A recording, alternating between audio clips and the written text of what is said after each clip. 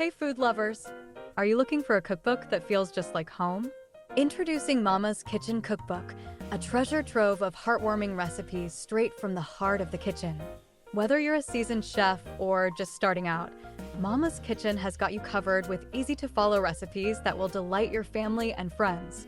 From mouth-watering main courses to delectable desserts, every dish is crafted with love and tradition. But that's not all. Each recipe comes with a little slice of history and a sprinkle of Mama's wisdom. It's more than just a cookbook, it's a journey through flavors and memories. Available now on Amazon. So why wait? Bring the taste of home to your kitchen today with Mama's Kitchen Cookbook. Head over to Amazon and grab your copy now. Happy cooking!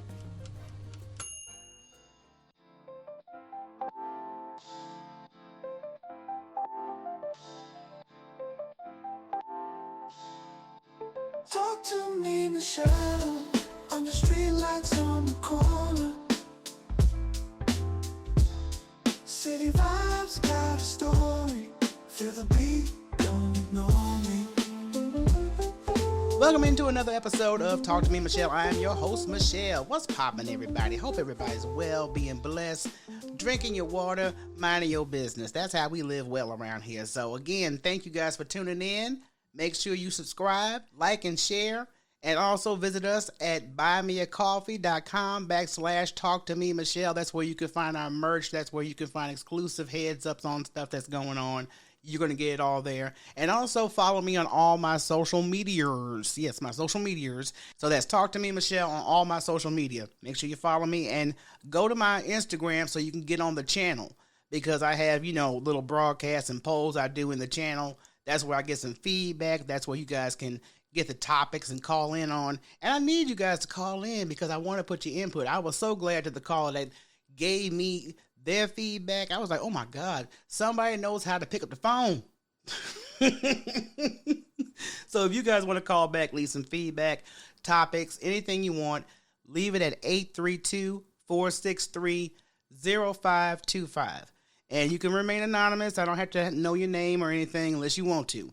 So look, this episode is going to be a lot of fun and very informative. As a parent, and I'm sure as our parents were when we were attending school, when you send your children to school, you have certain outcomes as a parent that you want to happen. You want them to get educated. You want them to graduate. You want them to get a social life and good rapport. But, when I was back in school, and the education system has changed drastically.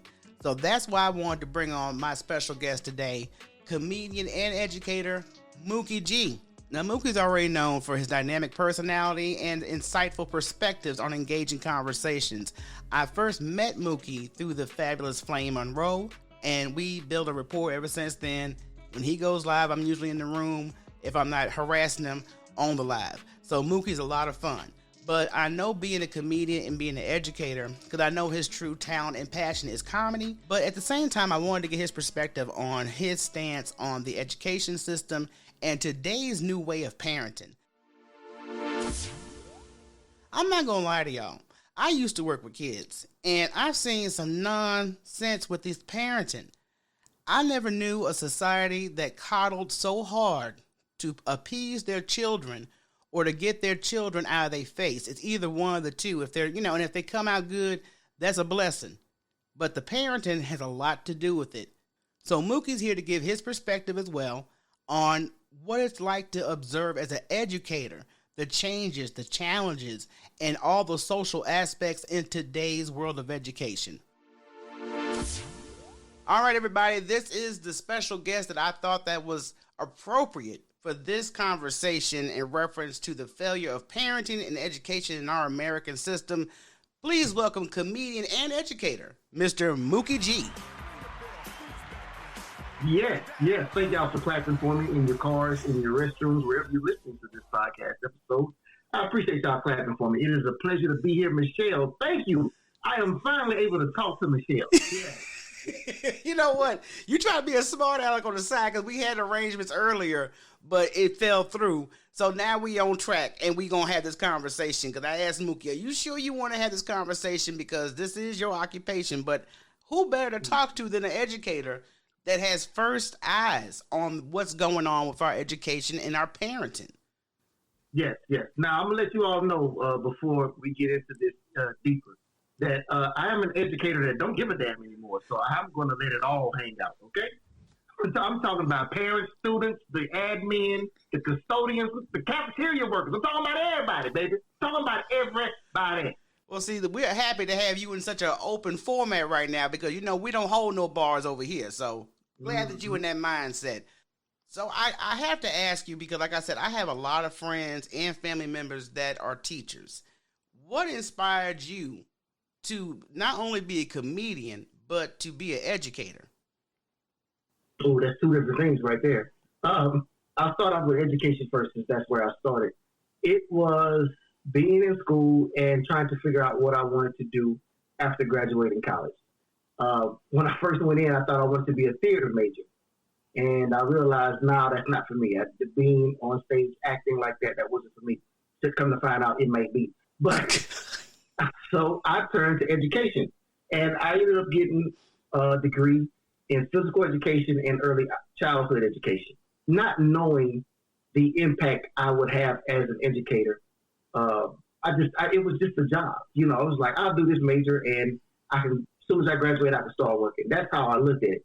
But it turned into something bigger once I got into it. Gotcha. As far as being a comedian, that didn't take place till I was 42 years old.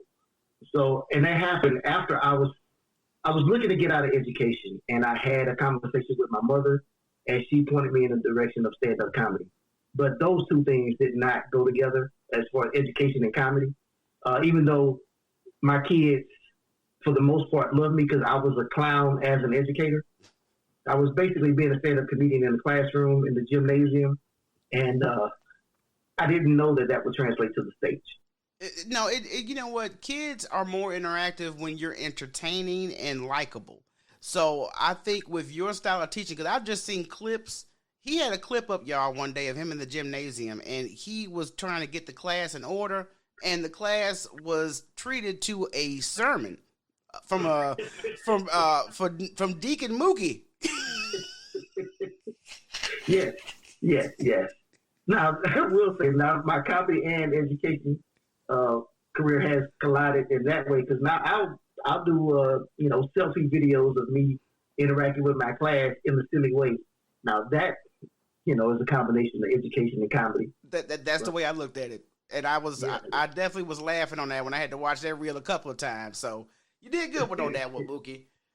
But what motivated me to have this conversation, because not only do I have a child, you have a child, but you see what's going on with education, but you got more of a more detailed view because you are an educator as well. Now, I know that you're trying to, scoot a little bit back from that, but I still want to tap on your observations and your thoughts on this situation because the current state of parenting and education in America is a hot mess. I'm just going to go over a couple of the stats on why people who are not really concerned about American education should be concerned. First of all, you're going to have significant disparities in funding between wealthy and poor school districts, inadequate resource allocation affecting the quality of education of underfunded schools. There's a gap, teacher shortages, and the standardized testing. I promise you, that's one of my pet peeves I cannot stand. What's your peep on, why we have to have these tests for our students just to get to the next level of education? I hate standardized testing as well. As an educator, you find yourself teaching more towards the test instead of teaching the children how to be effective adults when they leave the primary school ages. So you'll find teachers and admin teams struggling try to get the kids to pass the test because the numbers are so important to people outside of the school building. So they make it important to us because we gotta see improvement in this, we gotta see improvement in that. But we're not improving the children as students and human beings in the classroom. I definitely agree to that because I'll be, when I was taking my son to school and we had to go through that standardized test, and I was like, well, can he learn how to count money? Can he write cursive? Can he do any of these things besides pass that test? That right there. It's like affect like counting money. You think like we're teaching that in school, but it's not as deep as it should be. Like it's not just counting money. How do you take care of your money? That's writing in cursive. Now, in some school districts, they're taking spelling out. They're taking cursive out. You used to learn how to have to write in cursive. Now all of that is being taken out because of technology. It's like, well, everyone types everything now. And you think about it, I was like, well, that's kind of true, but still these kids need to have that skill just in case something happens where they need to write something out and know how to spell. Because you don't have spell check in your mind if you don't know how to spell. Sure don't, because I promise you, I think I've become addicted to spell check, because I promise you. See, it's gotten me so reckless with typing because I know it's automatically going to be fixed. You know what I mean? Right. So that is a stigma. But the cursive I couldn't understand, because you think about it, most historical documents are in script cursive. And how are you going to teach these things when these kids can't even read, let alone write cursive? No, they cursive, Roman numerals. It's a lot of things that these kids are not learning that we learned when we were in school. Yep. But and I'll take it to this. Since we're on technology, these kids are not getting the skills of typing. Like, there was a time we had to take in seventh grade, I had to take typing. And I had to, be able to type so many words per minute to pass the class. These kids nowadays don't even know what a word per minute is. They too busy typing with their thumbs. Right. Or typing with their thumbs, or using speak to text, That is definitely something I can see that's in a hurry, but we've become so reliant on it. And I think the younger generation, that's their lifestyle. Us in our age bracket, we just like, okay, I can use this feature and use it for that. But no, these kids use that 24/7. What are some of the most glaring issues you've observed in both parenting and education? Wow. Parenting. First and foremost, parents believe their kids nowadays more than they should. If a kid goes home and tells their parent what the teacher did, the parent will show up at the school the next day and confront the teacher, and not in a professional way, saying what the kid came home and told them, and you're wrong for doing that. When you know your kid is going to come home and tell you only half of the story, or just that little portion of the story that makes them look good, they're going to leave out the part of all the bad stuff that they did in order to get into this situation, or if they didn't do their work. They leave all of that part out, but it's just how bad the teacher is, and the parents believe that, and that drives me absolutely nuts. Another thing, I'm going to go back to something you said earlier in the statistics, talking about the disparaging funds for certain school districts. I'm going to say within school districts, you will see the difference between the rich school and the poor school, because you'll have the funds allocated to every school, but then parents give more money to the schools where they have money, instead of there's not enough help going to the lower income schools. Same district. Yeah.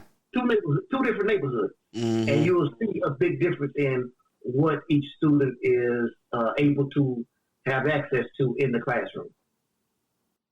And that's sad. We've been having this debate for years when it comes to allocating funds to all, schools that need help. And you do see that the wealthier school districts do get that money first. So I've always been confused by that statistic, but that's a reality, unfortunately, we are still dealing with. Now, in this portion, I want to get to the parenting challenges and failures. Now, like I said, I used to work with kids. I love kids, but not everybody's kid. I'm not going to even lie. But at the same time, my sister is also a hairstylist, and she works at a salon, but nothing but kids. Some are special needs, and some are not. And the stories that she always comes home with is the ones who are not special needs act the biggest fool. So I want to say, because she'll witness the parents are right there with the child during the appointment, and they see this behavior and they don't try to check it. So I'm seeing a little of this too often than I care to about these, parents letting their kids run all over them. So do you think that we have like an overprotective versus neglective parenting style? Ooh, overprotective. These parents, that's a tough one, because you can be overprotective and neglect at the same time. For me, when it comes to students with special needs, I think you have to, as a teacher, know the balance between helping them and hurting them in certain ways, letting them be able to do certain things just to get some of that energy out so it doesn't translate into negative energy in the classroom later. As far as the parents go, the parents will do anything to keep the kid quiet. Giving them tablets all day long, letting them stay on the phone, watch television all day long, instead of getting those kids uncomfortable and teaching them how to be comfortable in uncomfortable situations. The parents are failing because we are not taking the kids and letting them be kids anymore. We're letting them be television watchers and game players on the phone and the tablets. But we have to get active with our kids at home and teach them how to be comfortable in uncomfortable situations, especially our students with special needs. Yeah, most definitely. That is definitely a concern. I will never forget, because you hit on that about the overprotecting and, basically parents just want to get their kids satisfied and quiet. And I got a story on that one, working with kids, and I had one little girl in my class. This little heifer would cut up every time you turn around. And, of course, when they would pick her up, I would let them know, hey, she was a little testy today, and she's not following directions. The next day, they come in with this big robotic puppy dog toy. It looks like a real dog, but it's a robot. And all the students' cubicles have their name on it. They take this toy that I know is over $100 and put it on top of the cubby by her. Okay, she can't have that unless she has a good day. So not only are you coddling this bad behavior, but now you're going to cause disruption in the classroom because all the other students are going to look at this toy and think that, oh, well, if she gets something like that, where's mine? Yeah. That's something that should be handled at home. That's what I was saying. Mm-hmm. You're exactly, I know that's what you're saying. You're right. That's something that should be handled at home. Let the kid get uncomfortable at home and then teach them there. Like, say, all right, you want to play with this robotic dog? You can't do that until you do these things that we're doing and it's all complete.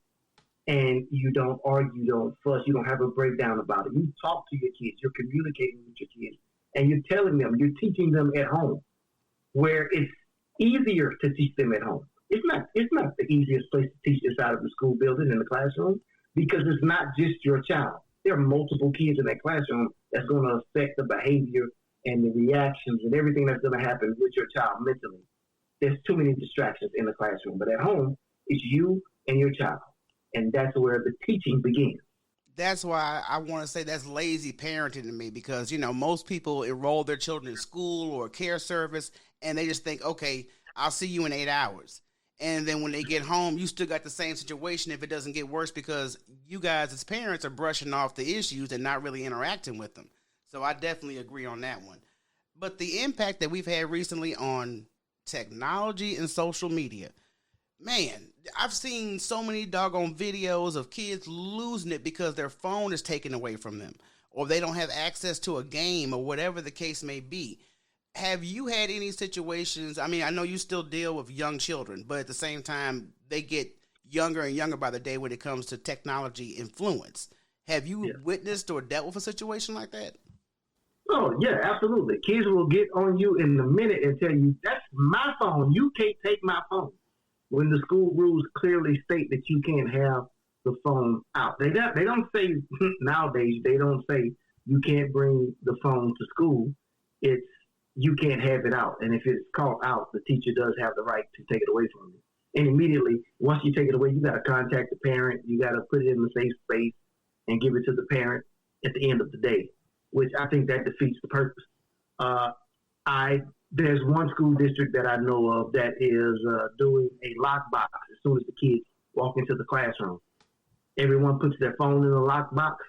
It stays there all day, and they can't get the phone until the end of the day, which I agree with. As a comedian, you go to some comedy shows now, they ask you to put your phones in the zipper, and they lock it away, and after the show, they give it back to you.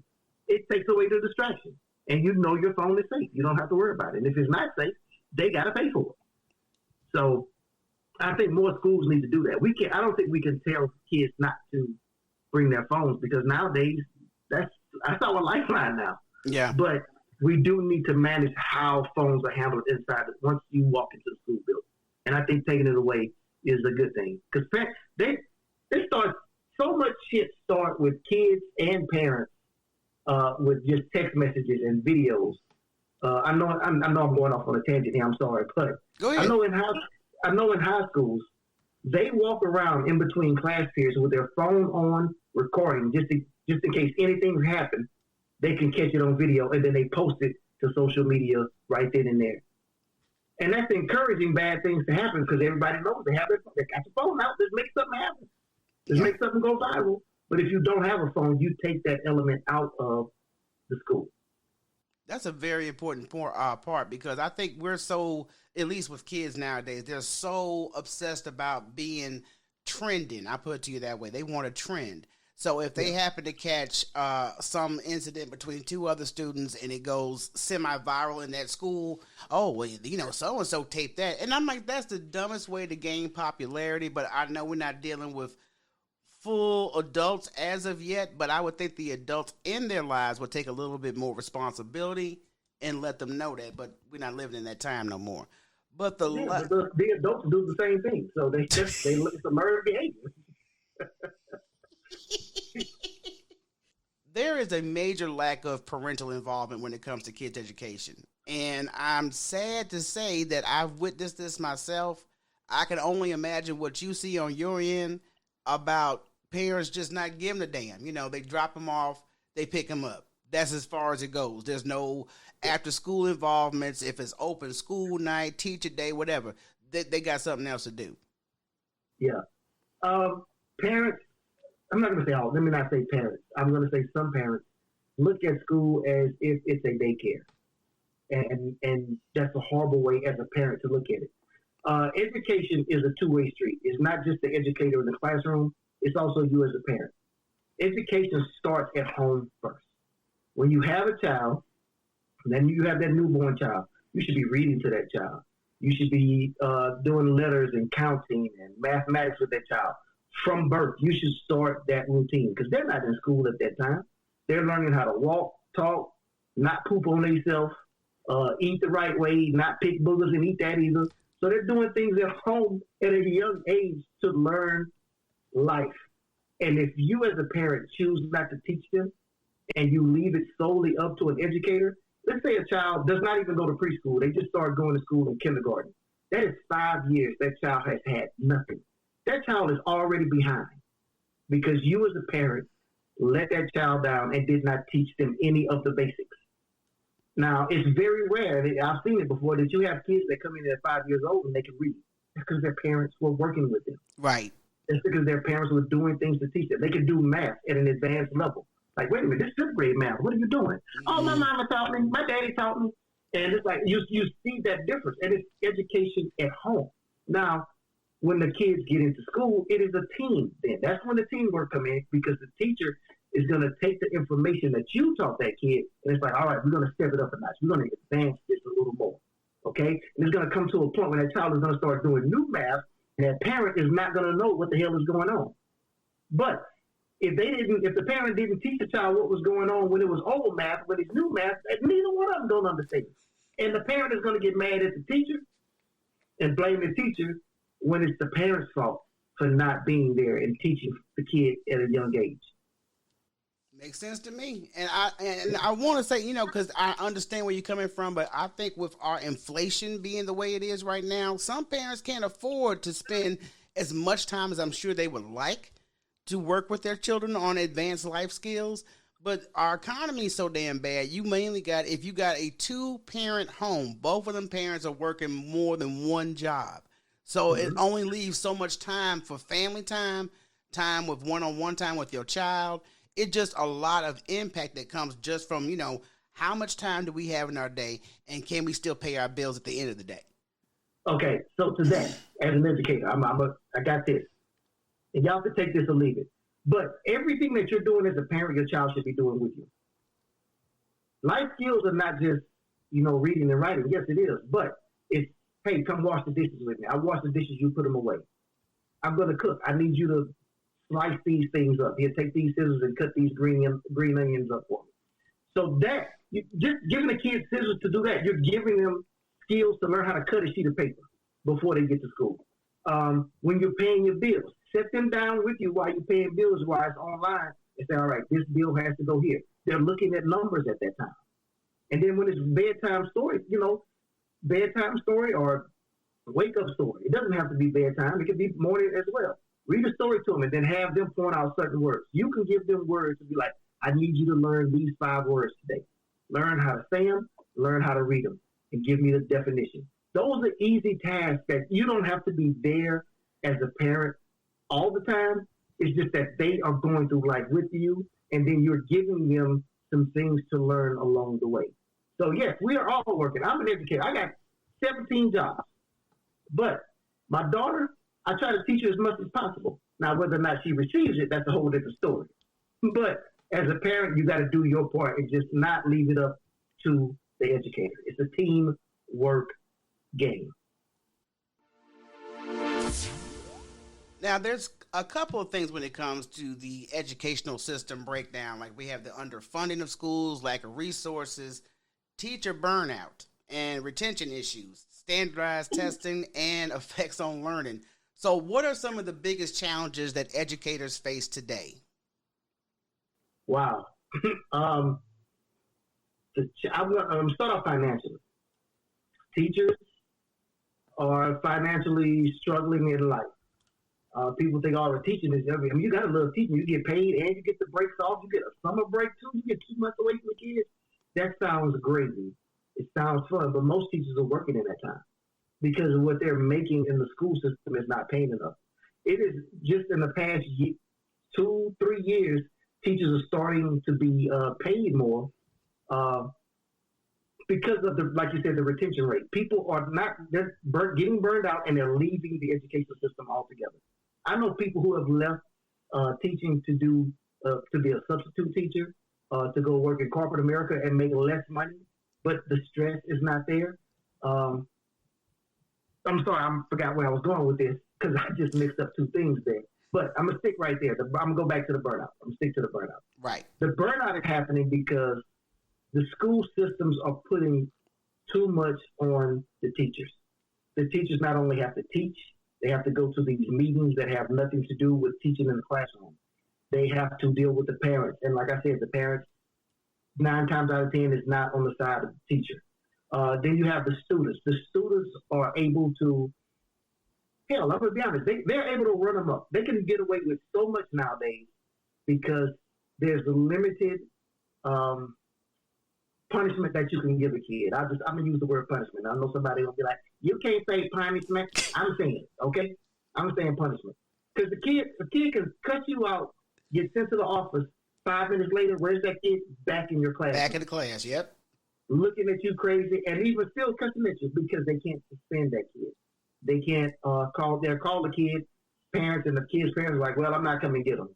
Or, well, y'all got to learn how to deal with it. Why am I having to sit in this classroom and take this abuse? Man, I'm not getting paid very well. The money is not worth the abuse that I'm taking from the student. The money is not worth all of the extra work, all of the extra paperwork, all of the extra meetings that the county, that the school districts are putting on me in this school year. It's like in a day, just say a teacher's day starts at 7:15 in the morning. They'll start work with the students at 7:15. They'll work until 3:30. After work, you have to continue to work.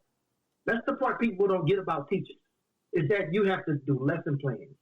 You have to grade papers. You have to create a test. You have to create homework. You have to create these things. Then you have to get online and send emails. A teacher's job is not 8 hours a day. I'm close to saying it's more like 12 to 14 hours a day that a teacher is actually working. And that's a lot. Ooh, yes, it is. And I'm one of those people, when I leave the building, I'm not doing any work. And people say, how do you do it? I just don't do it. If it don't get done, it don't get done. That's how, and that's honestly, that stops burnout. That stops burnout. And it's people, well, you don't care about the kids. No, I do care about the kids. I don't care about the extra shit that I have to do to get this paycheck. Understandable. Because I'm telling you, just the average job will wear any adult out of here because you have to work more than the average 8 hours a day. But then you work with children, parents, staff, and Lord knows what else goes into your day as an educator. And you're like, no, damn that. I'm clocking out for the day. I'm clocking out. There's very few people that teach that clock out when it's time to clock out. I know teachers that will stay in the building until they're kicked out by the custodial staff at 6:30 at night. It's like, look, y'all got to go. We're trying to clean the room. Y'all still in y'all classroom. 6:30 at night. And they got to the job at 6:30 that morning. That's 12 hours right there. And then when they go home, they still do other work. That's too much. I don't understand that. I will say, I think some teachers burn themselves out because they don't know how to stop. They care, but they care about the kids, but y'all care about the other stuff way too much. You know, if they're going to fire you, they're going to fire you. And teachers don't get fired that often unless you do some crazy stuff. Take your ass home. The teacher's listening to this, and they're probably like, you know what, I do need to go home. But they still ain't going to go home, though. I don't want to take all this paperwork home. You still get on the computer and do other stuff. You still check emails. Sit your ass down. Have a drink. Talk to your family. See what they doing. See how they doing. Ooh. That was very passionate. I felt the passion through that statement. I'm not going to even lie. I'm glad you did. That was on my heart. Because when I say I know people that sit there and work all damn day and night, I'm like, what the hell is wrong with you? Take your ass home. Right. Get on my nerves. Well, how do you think the current education system fails students and teachers? Wow. Discipline. They fail the students and teachers. I'm going to just stick with this one thing. When we talk about discipline, I kind of briefly touched on this, how students can get away with things. Now, teachers are being handcuffed and students are being handcuffed by the discipline in the school system. You have students that will disrupt their classroom, and they're not allowed to leave the classroom. They have to stay there. That interrupts the education for the students. That interrupts the teacher's ability to teach the students that want to learn. So that distraction in the classroom is going to be there. And I think that, to me, that's the biggest issue there. It's like we got to go back to two things to me. One, disciplining children. Now, I'm not going to say we need to tell them to bend over and we give them a paddle, but if we got to kick them out of class and send them to ISS for the whole day or the whole week, that's fine. Do that. We also need to make these parents accountable for their child's behaviors as well. You know, it's inconvenience these parents because, you know, like I said, they look at us as daycare. So let's hey, you got to take off work because you need to come get your child. If you don't, we call the police department to come and bring him to you. Yeah, and I don't like calling the police, you know, because I'm black. But I will call the police for you to come get your badass kids from interrupting this classroom.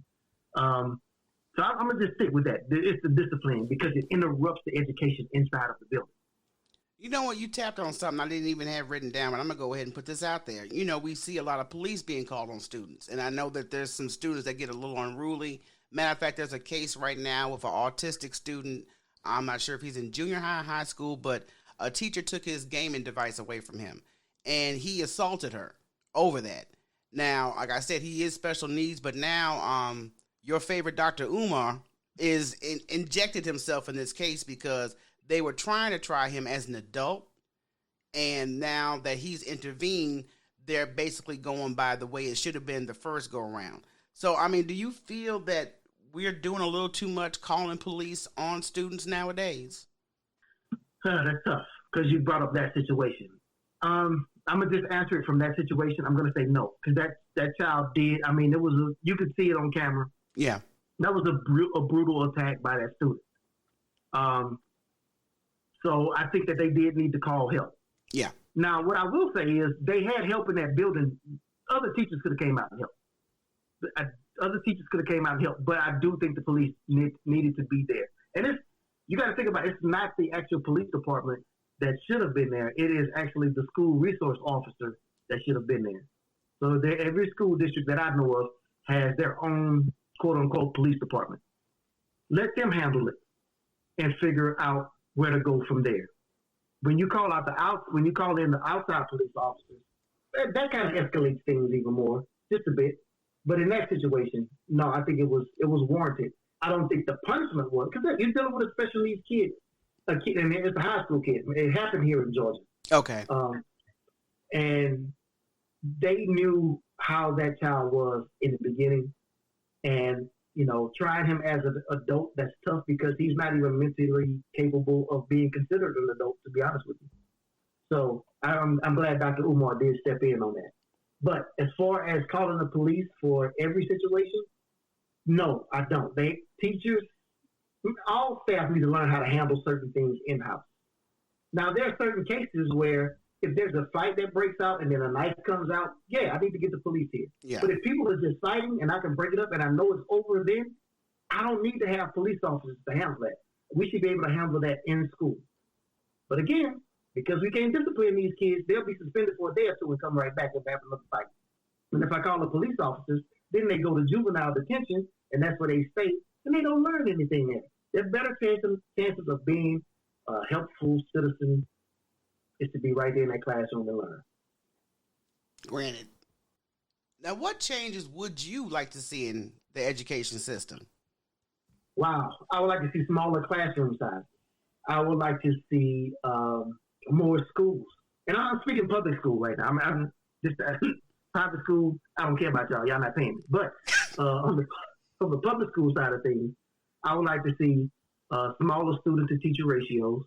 I would like to see reading, writing, and arithmetic emphasized more. People say, well, you got to teach history. Yes, you do need to teach history. But if you can't read, how are you going to learn history? You got to read that history. So let's go reading. Let's get back to the basics of reading, writing, and arithmetic.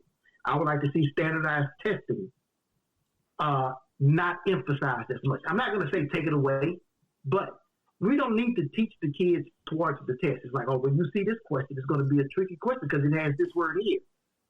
No. I'm going to test you on what we have taught you through this year, not the damn test. Mm-hmm. I want to see those. I want to see better discipline in schools. I would like to see mandatory parent involvement in the classroom. Mm.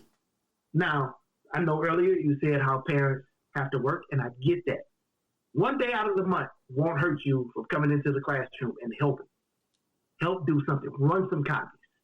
Do something to show your face in the building to show that we are a community and that we are working together to educate these students. I'm not asking you to come to the classroom and teach the classroom. I'm asking you to come to the classroom and help out. Grade a couple papers for me. If you're going to cheat for your kid, cheat for your kid. But I know your kid is dumb. I know that this A that you gave him that ain't real. Do things to show that we are a community, show up in the school building and help out. Hell, come and have lunch with the kids. You see that a lot in elementary schools, but in middle and high schools, you don't see it much because the kids are like, oh, you embarrassed me. No, I'm your parent, and I need you to know that I'm here for you, and I'm here for the teachers as well. Come to the parent-teacher conferences. And parents, pick up the phone when the teachers call you. I think the teachers should call home not only when the kids are doing something bad, call them and say, I just want to let you know that your child had a fantastic day today. They raised their hand to ask questions. They turned in the work on time. And show love. Don't just call every time something wrong because that turns parents off as well. I would like to see admin teams show more love and affection toward their staff. It's more than just Teacher Appreciation Week or every other week. Be like, hey, we got coffee and donuts. Well, we don't need coffee and donuts. In fact, let's do a yoga class after school. Let's have a day where it's a teacher development day and the kids are not here, and instead of doing all of this planning and learning and this new stuff we got to have, instead of doing that for a whole day, let's have a day of fun for the teachers. Let the teachers have a damn field day on the planning day, just randomly. I was just about to say that. Right. Let teachers have fun again. It's like when the kids are not there, then the teachers are still in the building, but they got to go to these PDs, these professional developments, and all kind of other things. I got to go to this meeting outside to go learn something else. When we're really not learning anything at all, because we're there thinking about when are we leaving this bitch. I'm tired of being in this meeting. I got lesson plans to do. I got other things to do. Okay, that's it. I'm gonna be quiet. I'm starting to ship for you. That's why I'm over here laughing.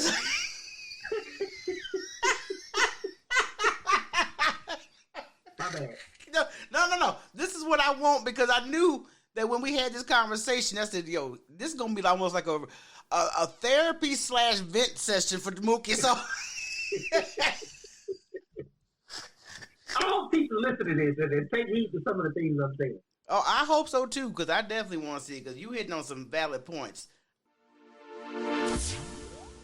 Now, as an educator, and I know you're a comedian and you have your comedy is your passion, and I'm glad that you have a way of taking your comedy skills and incorporating it into the classroom. But at the same time, everybody is not going to be on the same accord when it comes to their child's well-being. If you could just drop one piece of advice for parents when it comes to the child's education. When the child's education, I'm going to say support the child. I've already talked about supporting the teacher, but you need to support your child as well.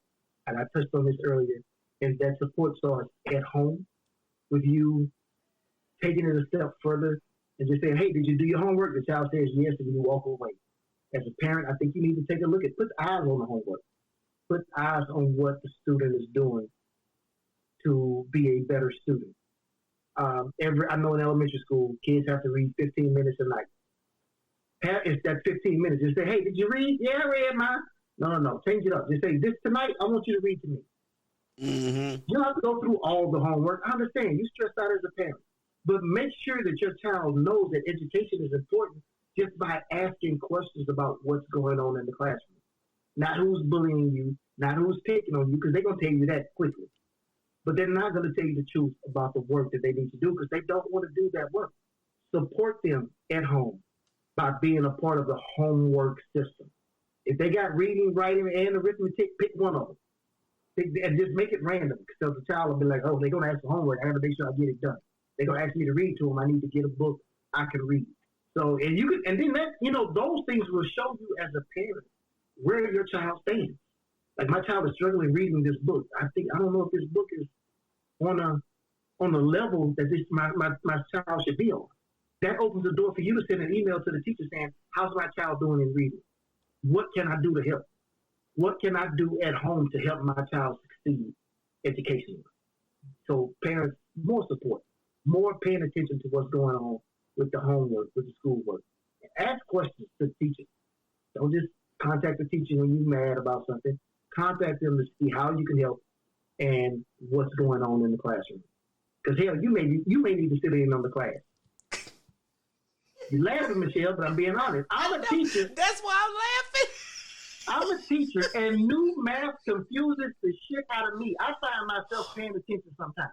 Like I'm looking, like my daughter will come home with this middle school new math, and I'm looking at it. I'm like, that's not how I do it. I know how to carry the 5. Well, you don't carry the 5 no more, Daddy. You got to put it over here, multiply it 17 times. You got to draw some circles. I'm like, you know what? I tap out. That's what I email the teacher. You are doing a fantastic job. And I just know how to carry the 5. You find out how old you are, you find out how young they are, and then you see, oh, things have really changed in this time period. They definitely have, because that new math, I promise you, I was about to be bald-headed trying to deal with that new math when Kevin was in school. I'm not going to even lie. I had a 4-headed hair before new math. Now I got this mohawk that's receding. Come on, man. New math is crazy as hell. I don't understand. I used to have to do 5 steps to do division. Now I got to do 17 steps to do division, and I got to multiply some stuff. Why? First of all, who came up with this new math? That's who I want to talk to, because hey,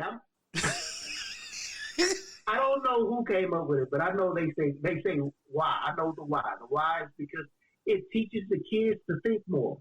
And I just sit there and be like, they ain't thinking more. They confuse the shit just like me. Okay? They're making your job harder. All you doing is making me think more. So I didn't come to work to think. Come on now.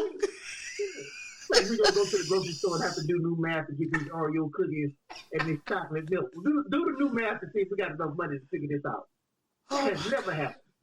New math is for engineers, not me. Leave me alone. Sorry. Support the kids, Sarah. Support your kids. But I feel your pain because, like I said, as a parent, especially with me being a single parent, I'm granted, I have a family that does help me, but when it come to that damn homework, when I was doing that with Kevin, oh my God, I was like, dude, can we just take a break? I know it's only been 5 minutes. I need a break. Yeah. Yeah. Now, we joke about it, but I want to say this as a parent and as an educator. So if you don't understand, let's say new math, we're just making jokes about new math. Get your kids to teach you. You don't have to take it in. Trust me, my daughter has taught me new math. You know, I was like, okay, I know how to do it now. I walked out the room like, I'm lying my ass off. I still don't know how to do it. But to her, she was like, I just taught my dad something that he didn't know. And that's me being a part of her education. I'm supporting her in that moment because she's actually teaching me. Now, hopefully she's teaching me right and not the crazy ass way. But in her head, that shows her that, oh, my dad cares about my education. He's supporting me, so I'm going to do my best to do better in school. Hey, man, it has been a great pleasure, Mookie. I mean, I appreciate you as a friend, a comedian, and definitely more as an educator because I know you are knee-deep in your career with education. I just scuffed the surface when I was working with kids. But I want people to be sure to follow you. Where can everybody find you at? You can follow me on Instagram at Mookie_G_comedy. You know what? Just go to MookieG.com. All of that information is right there on my website. Give me a follow. Come to shows whenever I'm in or around your city. And if you follow me on social media, you'll know that my shirt is going to be off a lot. So there's still a lot of cutting. That's how he got it. That's how he got his name. Yeah. And I didn't come up with the name, cousin. You and your lovely sister came up with it. Actually, that was Rocky. I got to give because she said when Mookie pulled off his shirt, she like raw chicken. It looked like chicken cutlets. So there you have it. Thanks again, Mookie G, for joining us, and I appreciate your feedback on everything. Definitely will be having you back on for another interesting topic. Yeah, I hope it's not education because I might be fired and then hear this. So.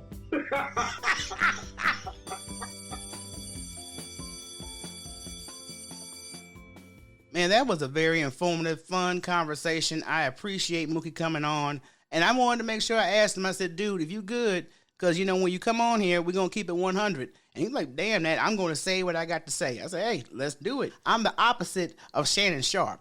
I'm just telling you. I let you feel safe, say your truth, and I'm not going to twist your words up. Say what you got to say. But that's why I wanted to build this podcast, because I get tired of filtered conversations. When I mean filtered, where they're just taking what you said out of perspective. So thanks again, guys, for joining in. Another episode will be popping same time, same place. Make sure you visit and support the podcast through buymeacoffee.com/TalkToMeMichele. Also follow me on all social media at Talk to Me Michele, Instagram, and TikTok.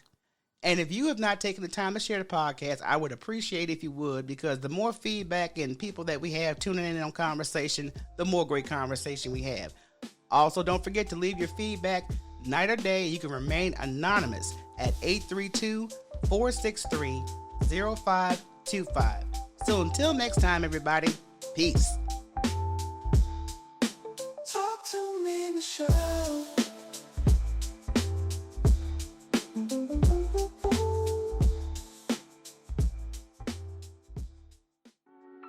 Hey listeners, exciting news.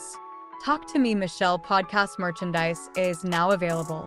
From our signature bucket hats to travel mugs, coffee mugs, stickers, and more.